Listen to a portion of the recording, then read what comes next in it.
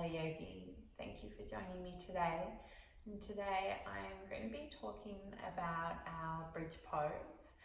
One of the poses that we quite often use in our yoga practice.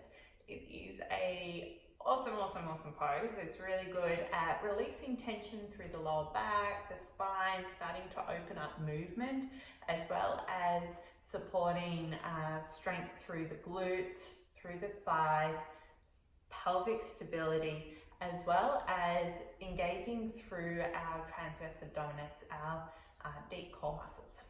So the way I'm going to teach bridge today is a way that connects with the natural ability of our core with our breath. So this is to engage our transverse abdominis, our deepest core muscles, with our exhale.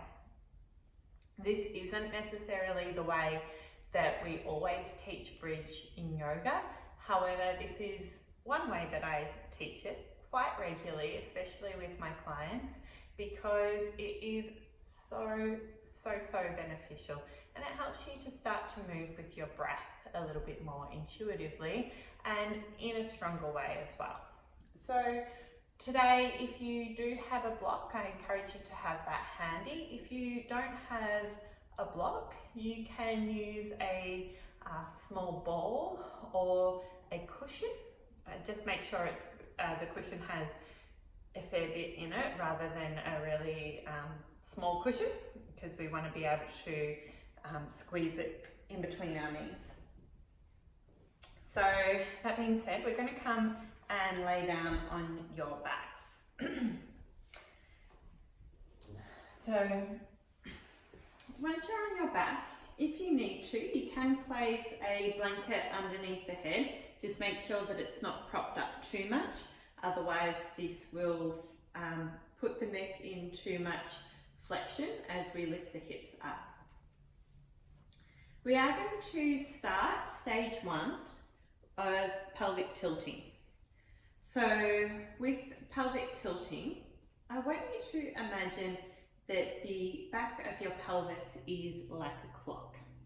So stay lying down, but I'm just going to show you. So if you've got your clock, 12 o'clock's at the top of the clock and 6 o'clock's at the bottom. Doesn't matter which side you have connected 3 and 9 o'clock to, but again, here we have the clock at the back of the pelvis. So 12 o'clock is up the top, where the spine connects to the top of the sacrum. And then 6 o'clock is at the bottom. This is where the tailbone is. And then that middle of the clock is in the middle of the sacrum. So let's have a little rock from 6 to 12 o'clock. So we want our feet to be hip width apart, and we want our eyes to look straight up. You can have your hands on your hips, so you have this physical connection with the movement. And let's just rock the hips back and forward a few times. So you're creating this tilting of the tailbone up as you move to 12. And then as we move to 6, we're getting this arch through the lower back. But at all times, part of the pelvis is connected to the ground. So just take a few rocks back and forward. And you can probably feel, as you move through these rocks, a little bit of engagement at different points. So seeing if, as you tilt the tailbone, you can feel that hugging in of the lower belly or the hip bones drawing towards each other.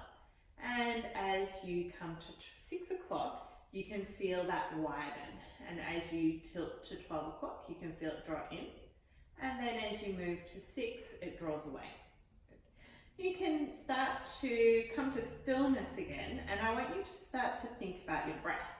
So as you inhale, your belly is going to expand. And as you exhale, the belly contracts.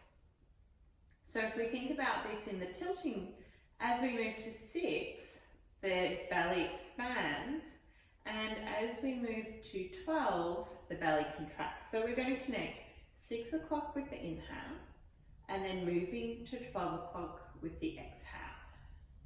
So inhale to 6, exhale to 12. Inhale to 6 and exhale to 12. Inhale to 6. And then this time, as you exhale to 12, lift up through the pelvis as well. At the top, take a breath in and exhale, slowly come back down. See if you can let 12 o'clock touch the ground first, the middle of the clock, and then inhale to 6. Exhale, scoot the tailbone, roll the spine off the ground, lifting all the way up. Take a breath in at the top. Exhale, slowly move the hips back down to the ground. 12 o'clock hits first. Inhale to 6. Exhale, scoot the tailbone, roll the spine, lift vertebra by vertebra. Inhale at the top. And exhale, slowly come back down. We'll take about 3 more of these. Just keep moving with your breath. So your exhale engages through the lower belly, lifting up, press to the heels. Breath in at the top and exhale, slowly coming back down. Inhale at the bottom. Exhale to lift up. Inhale at the top. Exhale to slowly come back down. Inhale. Exhale, last one, scooping, lifting up, vertebra by vertebra. Inhale at the top. Exhale, slowly rolling back down. And then this time we're going to widen the feet and just let the knees come in towards each other. And this helps to release through the lower back. So that's stage 2. So first stage is the tilting backward and forward with the breath. If you want to go back to that, rewind the video or pause it and have another little play. Try that one again. Second stage is to start to move with the breath.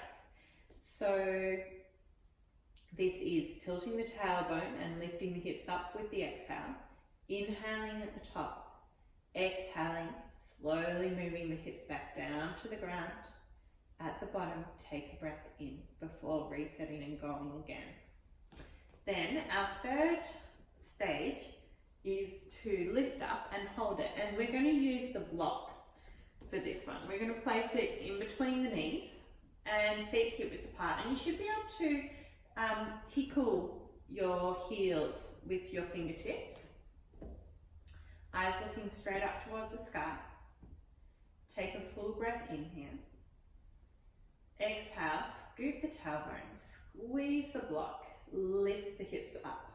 Once you get to the top, you can tuck your shoulders under, interlock the fingers, and press the pinkies to the ground. And you can see how I was able to create just that little bit more opening there as I did that. And keep pressing to the hips, lift the hips up. Press to the heels, lift the hips up. Keep squeezing the block. Take a full breath in here. And full breath out. Inhale, release the arms and come back down. You can remove the block. You might like to take that reset of letting the knees knock in towards each other, or maybe just a little rock of the knees, windscreen wipering them from side to side. Whatever you do, it should be able or helping you to release through the lower back. Let's set up a second round. So feet hip width apart, placing the block in between the knees so you've got something to squeeze, helps the whole pelvic system work together. Arms either side of the body. Take a full breath in. Exhale, scoot the tailbone, roll the spine off the ground, squeeze the block, maybe hands interlock and you tuck the shoulders under. See if you can press into the heels a little bit more. Keep breathing here, keep squeezing the block.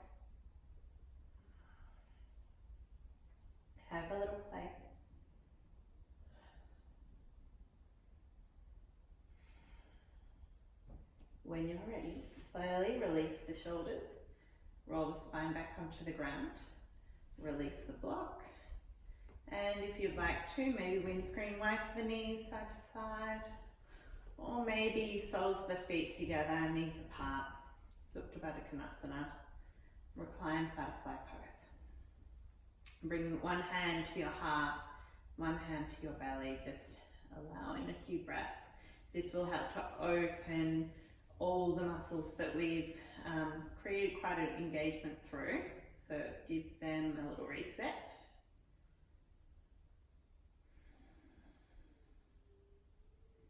And then drawing your knees back towards each other, rolling to one side, pressing yourself up to sit. And there you have it, that's your bridge pose. If you do have any questions about it, feel free to reach out.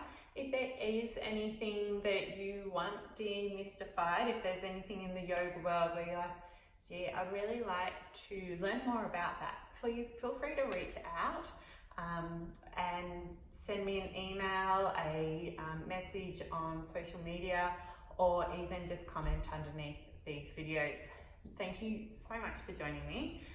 Until next time, namaste.